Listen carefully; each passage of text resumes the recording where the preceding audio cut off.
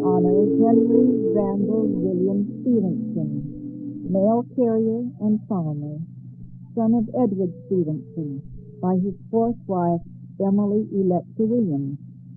In his autobiography, he writes, I was born in Salt Lake City, August 31st, 1860, on the corner of First South and First West, the Southwest 14th Ward. While still an infant, my mother moved to the farm in Big Cottonwood on the premises now owned by Frank E. Bagley into a little two-roomed adobe house not completed. We had a quilt hung up for a door for a considerable time.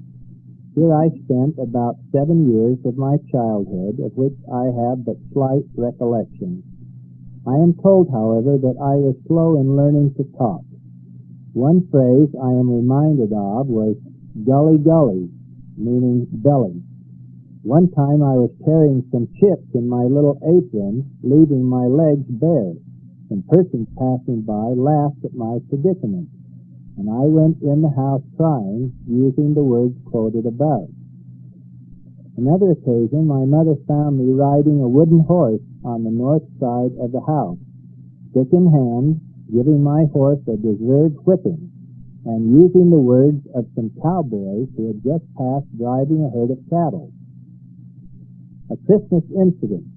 We, Electa and I, were preparing for bed, hanging our stockings in the most conspicuous place we could find in the room, full of anticipations of the brightest.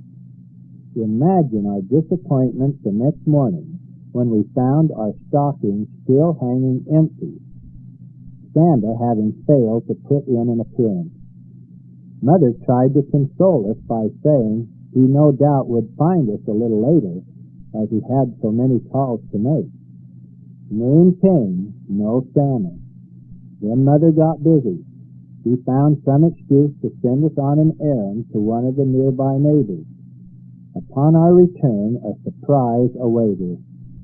Mother had set a small table in the center of the room upon which was spread a neat white cloth, with some of her finest tableware, with a plentiful dish of fresh donuts and 2 tiny sparkling glasses of homemade wine, and were we pickled.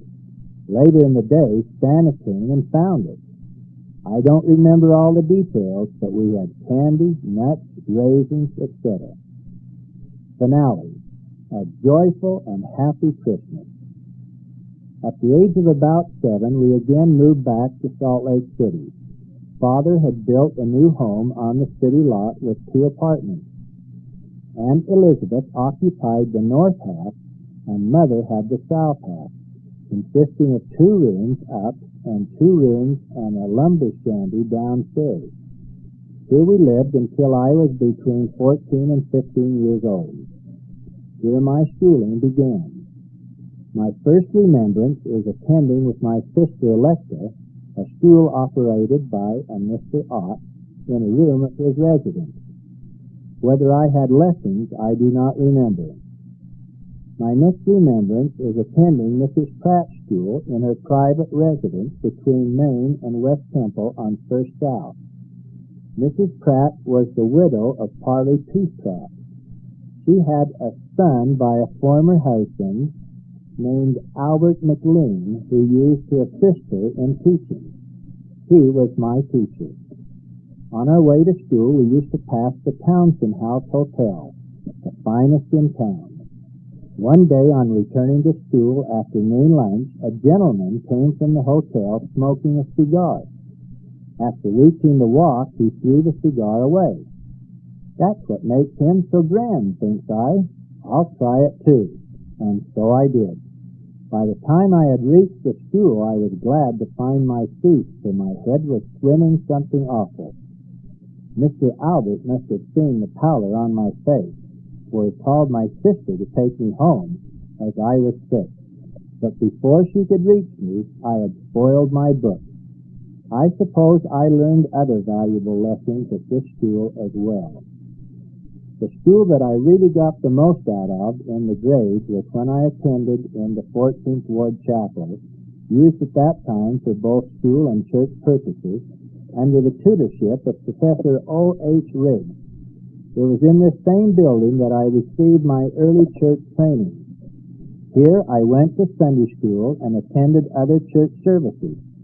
Here I received my baptism and confirmation into the church. Edward Stevenson mentions his son Henry in his journals as follows.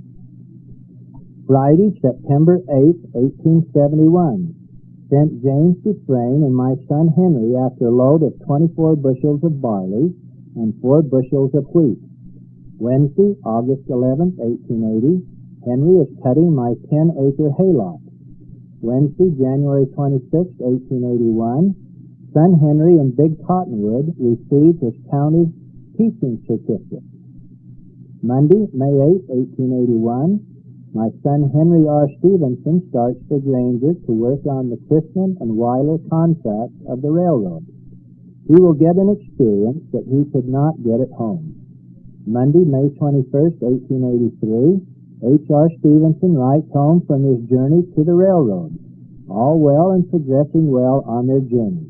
Is now in Montana. Monday, April 20th, 1885. Henry is up sparking Miss Buckwalter. Wednesday, November 17th, 1886. Last evening I took supper with Henry and Hannah. They are comfortable in their new brick house. Tuesday, March 27th, 1888. Henry has been teaching school at Big Cottonwood this winter. Thursday, June 6, 1895. I went to fast meeting and blessed a grandchild, Ethelyn, daughter of Hannah and Henry Stevenson.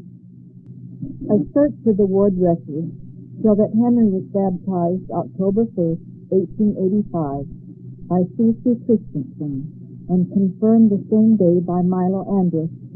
His original baptism date has been lost. He was endowed in the Logan Temple April 21st, 1886, and was married and sealed to Hannah Rowena Buckwalter in the Logan Temple, Cache County, Utah, on April 21st, 1886. They lived at 5103 South Highland Drive in Holiday. He was a notary public by 1901. According to his son-in-law, Charlie Fox, Henry was about 5 feet 6 inches tall, 145 pounds, blue eyes, and brown hair, which turned white rather early.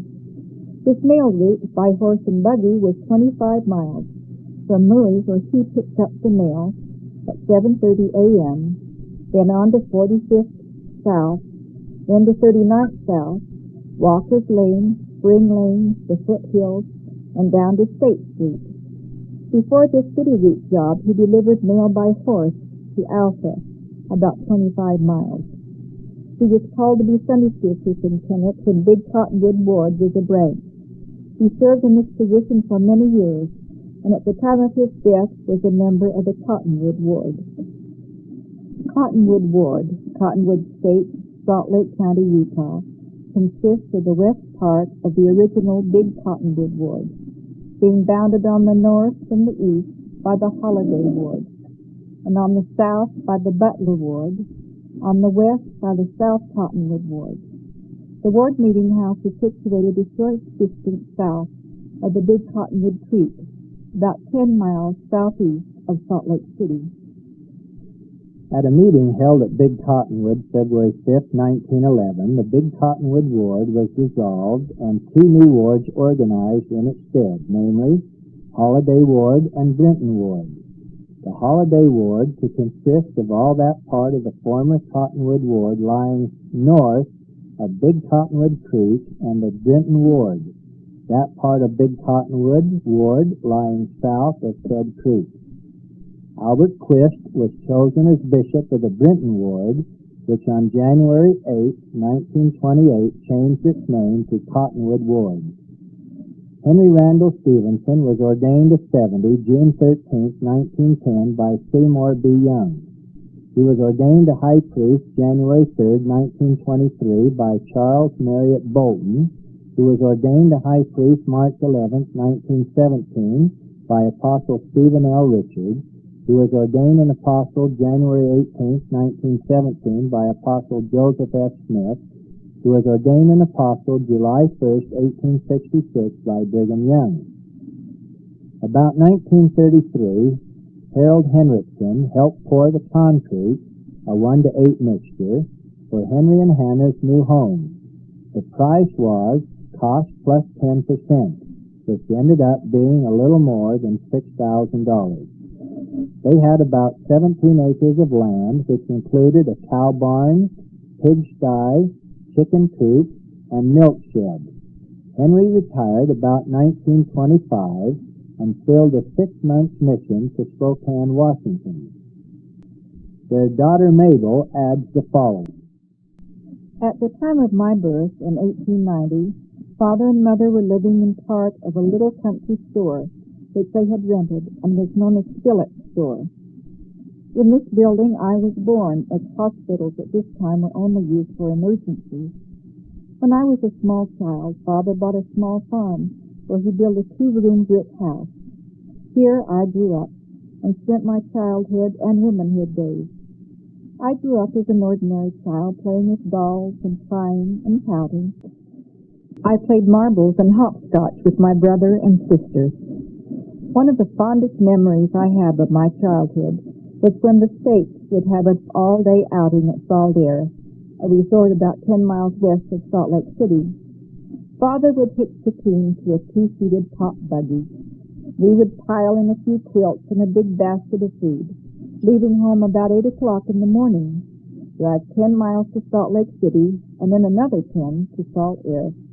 We stayed all day. We roamed around and rode the merry-go-round and took in other amusements.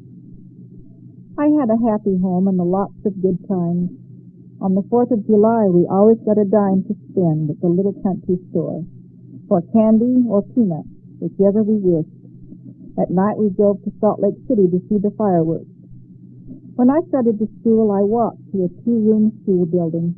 I attended this school until I was in the 8th grade, and then I went 3 or 4 miles to finish my grade school, walking to and from the school every day. My first school was in a little place called Benton. I graduated from the holiday school. When I was a small child, Mother was ill in bed with blood poisoning in her legs. At this time, Father carried the mail to Big Cottonwood Canyon, and it took 1 day to go and 1 day to return. One of these times, the pain was so severe, Mother wasn't able to sleep all night. She called all the children to her bedside, and as we knelt around her bed, she led us in prayer, asking our Father in heaven to relieve her of the terrible pain. As I remember, the pain left her, and I can't remember of it ever bothering her again. She was soon out of bed and doing her work again. Their daughter Ethelyn gives us some early family events. I can remember when I was a child. We had a pond that would freeze up in the winter, and we would skate on it. Once we shouldn't have skated on it because the ice was too thin. Ruth and I were out skating on it when we were kids, and the ice broke, and she went in. She said, "Get a pole, get a long pole." And then she'd go down under and come back up. I finally got my bearings and got a pole and handed it to her and pulled her out. Another time, Della and I had a tub, and we'd use it for a boat on that pond. We thought we were sailing along, and all of a sudden we just tipped over. We were soaked, and the water was really deep in places. That scared us, so we never did that again. I went on a date in a bobsleigh, and the kid that was driving got to showing off, racing the horses, and we went around the corners. We came to a hill, and he whirled the sleigh, and we tipped over. It's a wonder we weren't all killed. But it just happened that we didn't land straight down, so that we were caught under it. Nobody was hurt, but we sure were scared. I worked as Father's mail carrier on some occasions. I was baptized on my birthday, the 19th of February, in Cottonwood Creek. It was icy cold in the winter. Father had a woolen blanket to wrap me up. My teeth were chattering and I was shivering. He just wrapped me up in it. and put it up over my head and around my shoulders and took me home. It was half a mile. We were all baptized on our birthdays in Cottonwood Creek. Ruth was a lucky one. She was baptized in July. Bella's was in January. Mine was in February. Reddy's was in April. It's plenty cold then, too. And Mabel's was in December, Christmas Day. Carrie and Louise's were in November. I directed music in the Sunday school when we lived in Cottonwood. I always loved music. I studied voice before I was married. So did Della and Ruth. Della and I used to go out to Salt Air and sing for the boys in the service. Our teacher took us out there, and I remember the good time we had doing that. I remember once when my brother came home from his mission, I used to whistle in the house. I guess that was really bad manners, according to him it was. And I was whistling around one day, and he came to the door and said, "No, don't tell me that a young lady whistles in the house." And I said, "She sure does," and I went right on whistling. We celebrated Christmas the same way anybody else did, I guess. We used to hang up our socks. That was the most fun, I thought. Santa Claus came, and he had on a big fur coat, and he would come early Christmas Eve and give us all candy. I thought his fur coat sure looked a lot like the one that Father had. Once when Della was just little, Santa Claus came, and she took one look and darted under the table. She was really scared of him. I remember when Ruth and I were about 12 years old, we had a door that had a big hole where the key had been, and we peeked through, and there we could see them with the packages. We were supposed to be asleep. We lived in Big Cottonwood, Salt Lake County, Utah. Big Cottonwood was later called Cottonwood, then Brentonwood, and several years later it was called Cottonwood Ward. The house where we were born is still standing at 5103 South Highland Drive, Salt Lake City, Utah. The house was sold some years ago and has since been remodeled. The original house was built with 2 rooms, kitchen and pantry, and front room. Later, a big screen porch was added on 2 sides of the kitchen. Still later, a bathroom was added. I was born in what was called the front room, a huge room on the front of the house, which was used for a bedroom.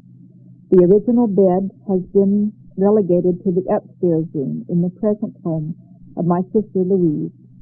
It was a big walnut wood bed and was high style when my father and mother purchased the set in 1886. It was an expensive set and consisted of a bed, dresser, and washstand.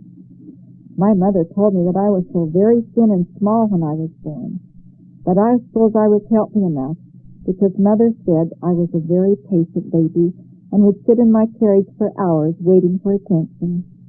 Some of my earliest recollections of my childhood were playing outside of the house in the shade of a very tall Lombardy poplar tree on the south side of the house. These poplar trees were planted extensively by the early settlers of Utah.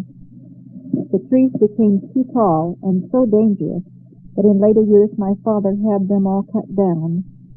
Many were the happy hours that Ruth, Della, and I spent playing that we were at Salt Air in the shade of those trees. After taking a cool dip in the old irrigation ditch, which ran about 50 yards or so south of the house, we ate our lunch, which my mother had prepared for us in the shade of those trees. Another happy memory I have is that of playing house and making doll furniture from the green, prickly burrs of the burdock plant. When those burrs were green, they would stick together and we would form tables and chairs and all sorts of furniture out of them. These self-same burdocks are the same that I have chopped and hacked at so diligently in my later years when trying to eliminate them from our vegetable garden.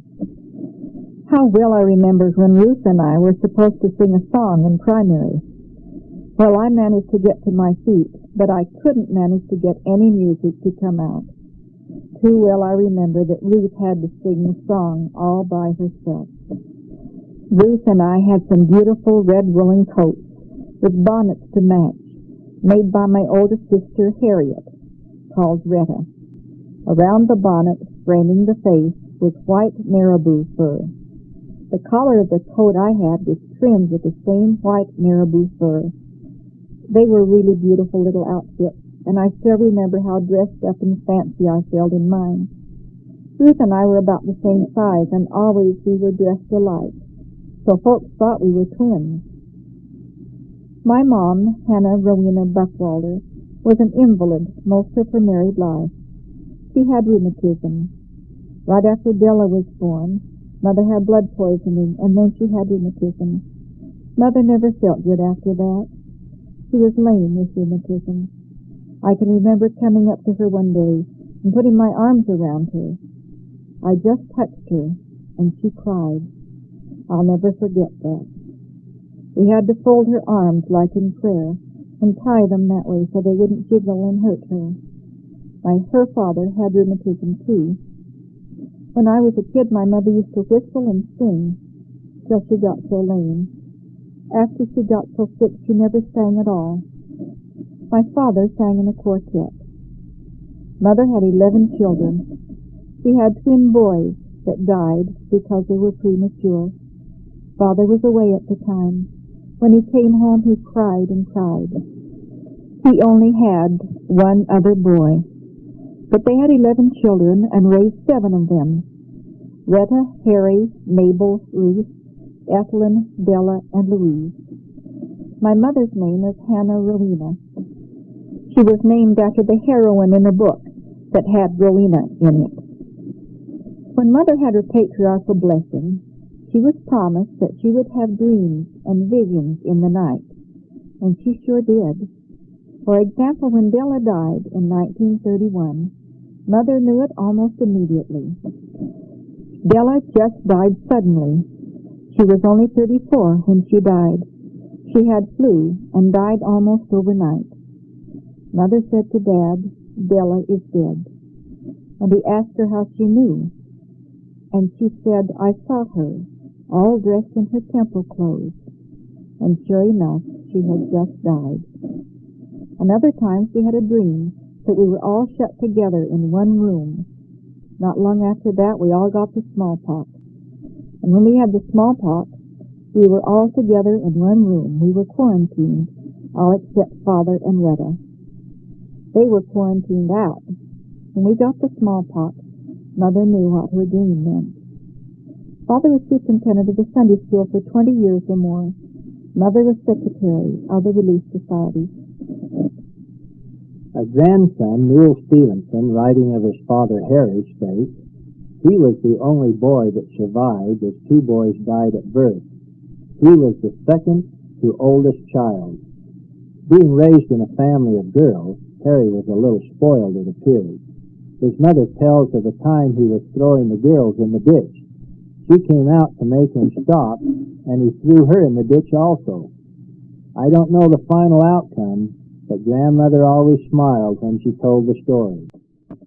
South of the old barn was an old section of the canal which was used to float the granite block to the temple site in Salt Lake City. Most of this canal had long since been filled in, but my first memories include the pond that Grandfather had diked up from the part of the old canal. Each spring, he and Uncle Charlie would hitch up the horses and scrape out the silt. Then it would fill with the coldest spring water in the world. 5 minutes with all the kids in it, and it was roiling with mud. But that was the old swimming hole, and we all loved it, and Grandfather was putting up with us. A few years later, we got an old sheep wagon from somewhere, and that became our dressing room, parked about 20 feet from the pond. I think most of us remember Grandpa's old Model T Ford. He always started in the backyard and let the low gear pedal out before he came to Highland Drive. Not wanting to slow down, he entered the highway full tilt. He never had an accident to my memory, but he gave community members some concern. At one time, Henry Moyle asked my father, Harry D., if he couldn't convince Grandpa that he should stop before entering Highland Drive and be more careful. Grandfather's response was, now, Harry, I've lived here all these years, And Henry and everyone knows that I don't stop when I come out of the driveway. They'll watch out. There's no danger. He trusted the stop sign at Highland Drive and 62nd South on the way to the upper place with the same abandon. Someone up there was surely watching out for him. Grandfather was taking me home one day and forgot to stop. I said, "Grandpa, let me out here." "Oh, yes, I forgot," said he as he turned sharply and plowed head-on into a large post made of granite rock and concrete. When I think of Grandmother, I think of her in her little sitting room of the new house. I loved to sit and talk with her. She was a good listener and a good counselor. One of my favorite trips was with Grandmother's eggs to the grocery store. At the store, each egg was worth one all-day sucker. 3 dozen all-day suckers seemed like a real treasure when I carried them back to Grandmother. She parceled them out to us over a long period. Grandmother also held court in the little sitting room. Whenever she observed injustice or meanness in the yard, the guilty party was summoned by a messenger, and justice was meted out by Grandmother by a stern reprimand which we all dreaded. Memories of Hannah and Henry Stevenson by a granddaughter, Gail Smith. I didn't know my grandparents until we moved to Cottonwood. I was nearly 6 years old. I only knew my grandma as a cripple. She had gnarled hands and feet and was so stiff. She walked with a stick that helped her get around. Sometimes she would sit and cry, I guess because she hurt. My cousin Mildred Fox, who lived next door, and I would go to Grandma's and sleep upstairs and then clean for her next day. She would hobble to the kitchen or bathroom, but mostly she stayed in her day room. It had a big window and a big day bed in it. It was a pleasant room, and she enjoyed people coming to see her. She came in a car to Draper one day to see us. That's the only time I know of her going in a car. Grandpa was very active. I remember him taking us over the humps. Someone built some dirt hills to ride over just off from Highland Drive, where the Cottonwood Mall is today. They were rather dangerous, but not for Grandpa. He went so fast and took us in his little coupe car. We would always scream and hit the ceiling, but we just wanted to go faster. Mother would be worried when we'd go over the hump. I remember Grandpa hugging and whiskering us. I have never known such stiff whiskers as Grandpa had. He was fun to be around, and when Mildred and I were about 14 years old, we had a head-standing contest with Grandpa, and he won. He was a good sport. Grandpa milked cows for many years and had an old water tank to water the cows out in the corral. Not too far away was a pond with lots of moss and weeds growing in it. We spent many hours swimming in the water tank or the pond. I don't know which was the most sanitary, but it surely was fun. I suppose the cows enjoyed the water after we got through swimming in it. My grandparents were very good people. They raised a good family, and I am especially grateful to them for my mother and also my Aunt Louise. I knew her the best of all my aunts and thought she was near perfect. I always felt if anything happened to my mother, I could have Aunt Louise for my mother and be happy. She was very special to me. All my aunts were very outstanding, but I knew Aunt Louise best. And I'm very proud of my grandparents and their excellent example. Henry Randall William Stevenson and Hannah Rowena Buckwalter were the proud parents of 11 children, 8 girls and 3 boys. Harriet Emily Stevenson was born April 28, 1887 at Big Cottonwood, Salt Lake County, Utah, and was married December 23, 1908 in the Salt Lake Temple to Joseph Boys Andrus. She bore him 6 children. He died January 9, 1962, age 76 at Salt Lake City, and was buried January 13th at Marion, Summit County, Utah. She died July 30th, 1977, age 90 at Salt Lake City, and was buried August 4th at the Marion Cemetery, Summit County, Utah. Henry Buckwalter Stevenson was born November 14, 1888 at Big Cottonwood, Salt Lake County, Utah, and was married November 12, 1913 in the Salt Lake Temple to Nellie Elizabeth Bolthorpe. She bore him 3 children. She died April 21, 1974, age 84 at Salt Lake City, and was buried in the Wasatch Lawn Cemetery April 25th. He died December 18, 1964, age 76 at Salt Lake City, and was buried December 21st in the Wasatch Lawn Cemetery. Mabel Stevenson was born December 25, 1890, at Big Cottonwood, Salt Lake County, Utah, and was married December 4, 1912 in the Salt Lake Temple to John William Herbst. She bore him 9 children.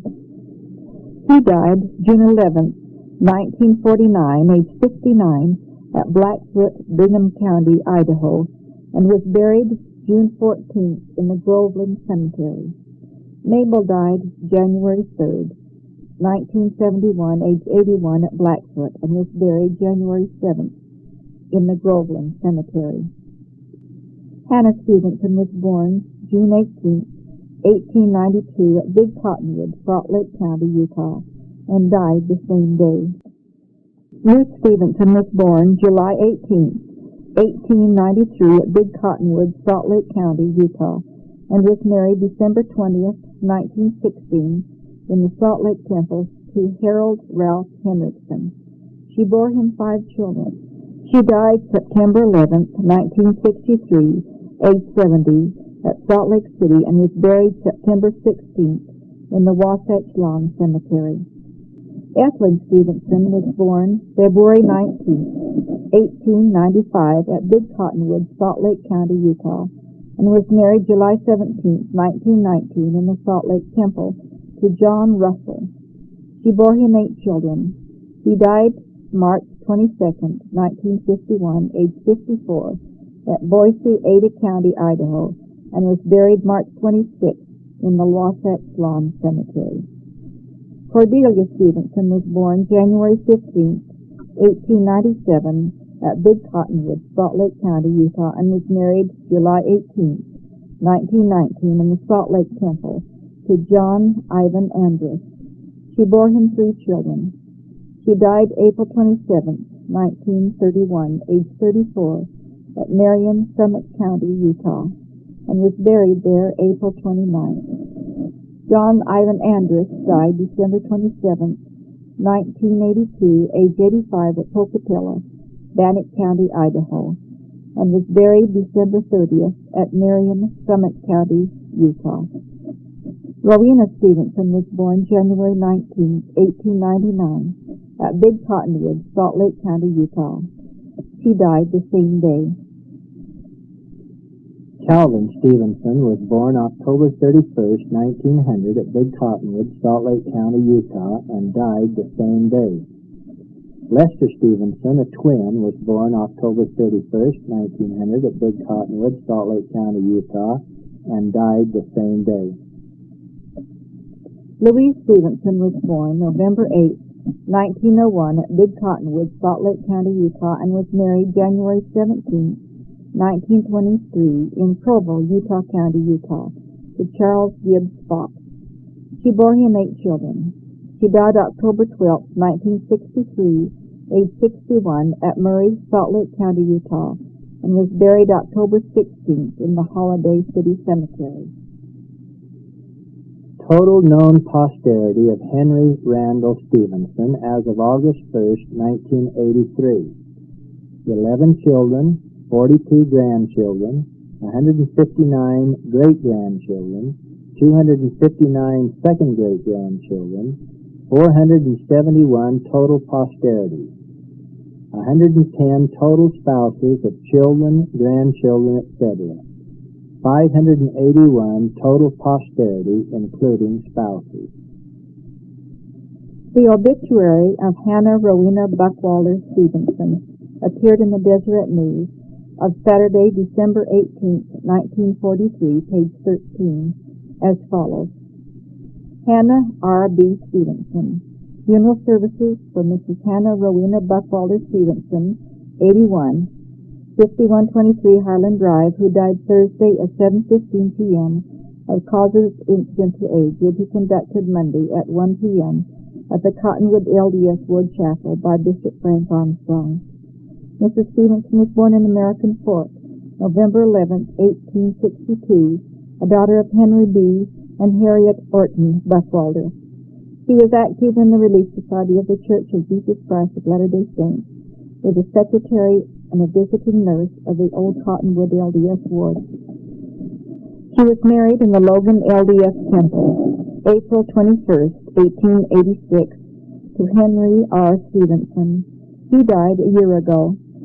Surviving are a son, Harry B. Stevenson, Cottonwood, 5 daughters, Mrs. Harriet S. Andrus, Marion, Mrs. Mabel S. Herbst, Blackfoot, Idaho, Mrs. Ruth S. Henriksen, Holiday, Mrs. Ethelyn S. Russell, Draper, and Mrs. Louise S. Fox, Cottonwood, 37 grandchildren and 18 great-grandchildren. Friends may call at the residence tomorrow evening and Monday prior to the services. Burial will be in the Wasatch Lawn Memorial Park. Henry Randall William Stevenson died Tuesday, March 24, 1942, age 81, at Cottonwood, Salt Lake County, Utah, of chronic myocarditis. He was buried March 26, 1942, in the Wasatch Lawn Cemetery. His obituary appeared in the Desert News of Tuesday, March 24, 1942, page 12, as follows. Rural mail carrier dies. Native Salt Laker was churchman. Henry R. Stevenson, 81, retired mail carrier, died at his home, 5123 Highland Drive, this morning. He was born August 31, 1860, in the 14th Ward in Salt Lake, son of Edward and Emily Williams Stevenson. He was married April 21, 1886, in the Logan Temple to Hannah Buckwalter, who survived. Other survivors include 6 of 11 sons and daughters. Mrs. Harriet S. Andrus of Marion, Utah, Henry B. Stevenson, Mrs. Louise S. Fox, and Mrs. Ruth S. Henriksen of Cottonwood. Ethelyn S. Russell of Draper and Mrs. Mabel S. Herbst of Blackfoot, Idaho. 38 grandchildren and 6 great-grandchildren. 11 brothers and sisters in Salt Lake, Dr. L.A. Stevenson, Dr. H.S. Stevenson, Dr. William T. Stevenson, Ezra Stevenson, Mrs. Elizabeth Wilcox, Eugene Stevenson, Mrs. Rosella McDonald, John W. Stevenson, and Mrs. Electa Manwaring, and Ernest E. Stevenson, and Mrs. Hattie Walker of Idaho. Mr. Stevenson was a pioneer rural free delivery mail carrier. He was superintendent of a ward Sunday school for many years and a high priest when he died. He filled a short-term mission in the northwestern states about 12 years ago. Services will be conducted at 2 p.m. Thursday in the Cottonwood Ward Chapel, 6200 Highland Drive. Bishop Frank Armstrong will officiate. Interment will be in the Wasatch Lawn Cemetery. Friends may call at the residence until time of the services. Services will be conducted at 2 p.m. Thursday in the Cottonwood Ward Chapel. Interment will be in the Wasatch Lawn Cemetery. The Salt Lake Tribune obituary of Wednesday, March 25, 1942, page 8, adds the following. Died Tuesday at 7:30 a.m. of ailments incident to age. Resided in Salt Lake County all his life with the exception of 2 years spent on an LDS mission in the northwestern states in 1926. Rural mail carrier in the Murray area for 26 years, retiring in 1928. Superintendent of the Brenton, now Cottonwood, LDS Ward Sunday School for many years, and was a high priest at the time of his death. The following notes were taken by Eva Clark Wilcox at the funeral services for Henry Randall Stevenson in the Cottonwood Ward Chapel at Holiday, Utah. Violin solo, I Heard a Voice of Jesus. First speaker, Brother Bagley felt highly honored to have the family request him to speak. I have known Brother Henry all his life. The father of this man, Edward Stevenson, was a staunch early member of the church. He spent most of his life as a leader in Israel. He was sent east to bring Martin Harris to live with the saints and many, many other prominent things. Brother Henry has lived a full and beautiful life, has reared a large and respectable family. He also assisted me in rearing my family. When I thought I was too busy to go to Sunday school, he would take my children with his. He is not dead, only passed beyond. We will miss him, but our younger people must learn to carry on. In early days, he taught school for the fabulous sum of $35 a month, boarded himself, and did his own janitor work. This man believed the gospel. He has lived a full and complete life, always did his duty, and assisted in every way. We shall certainly miss Brother Henry and his cheerful nature. His wife is one of the most patient women I ever met. May the Lord bless and comfort the family of this good man, that they may follow in his footsteps. The Lindsay sisters rendered, When You Come to the End of a Perfect Day. Second speaker, a lifelong friend and true neighbor. In those early days, about 65 years ago, our ward was a long way from Salt Lake City when this family of Brother Edward Stevenson came here to live. They were always exemplary and good workers. He was one of my first school teachers and taught us many, many good things. He was superintendent of Sunday school. Brother Edward Stevenson always did things in a big way. The molasses mill was a novelty to us in those days. Sister Emily, his mother, was a wonderful mother to a large family. Brother Henry was Justice of the Peace for many years, a wonderful social leader in all activities. My heart goes out to Sister Hannah. May she be given comfort and strength to bear her trials. I pay tribute to Sister Louise. She has done a wonderful part with her family and her parents in many, many ways. May the Lord bless her and hers. Musical number, I'm a Pilgrim. Third speaker, President H.G., First President of Cottonwood State. I do not have ability to express my real feelings upon this occasion. I hope I will not spoil what has preceded me. I have listened attentively to the remarks of Brother Bagley and the others. My associations with Brother Henry were in a different way, more from a distance than intimate contact. I remember him first when he was a mail carrier, then in performance of church duty where I came in contact with good people. I am truly grateful I had the privilege of meeting this good man and his splendid family. I am reminded that in some respects this is a peculiar situation, the like of which could seldom be duplicated, even here in the West. This good man and woman have lived together for nearly 56 years, a remarkable thing. According to articles in the paper, there are 11 living brothers and sisters. He lived to be 81. Let us remember there are some things in life for which we should be truly thankful.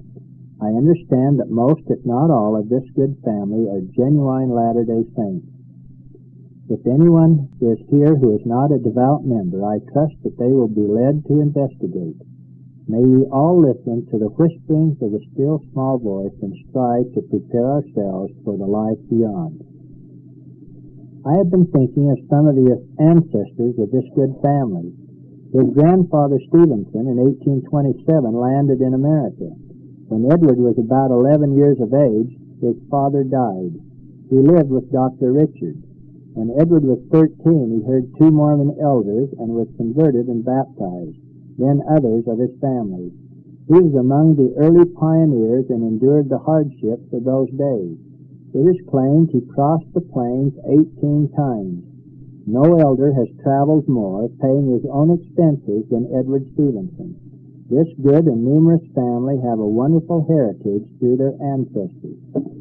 He read part of the hymn, God Moves in a Mysterious Way. Sister Hannah, the mother of 11 children, 6 of them are now living, has been a noble mother and support to her husband. He read, Teach Me that 60 minutes makes an hour, and another poem. I pray that the Spirit of our Father in heaven will be with these brothers and sisters and children of this good man, that they may build upon the foundation so solidly laid by this good man and his noble ancestors. Fourth speaker. I can testify that it has been a wonderful inspiration to us to see Brother Henry come to our gatherings with his children and grandchildren. I don't know what we would do without Brother Harry and Sister Louise. It is truly wonderful what she has accomplished. The last time Brother Henry spoke in church, how proud he was that his 37 grandchildren keep the word of wisdom. He read a piece that was a comfort to him when his father passed away. May our Heavenly Father bless and comfort the family of this good man. He thanked all for flowers and every other kindness rendered. The services were closed with the ladies' double trio and the benediction. As descendants of these fine and faithful people, let us remember their strong, wonderful qualities and try to live our lives to make them proud of us.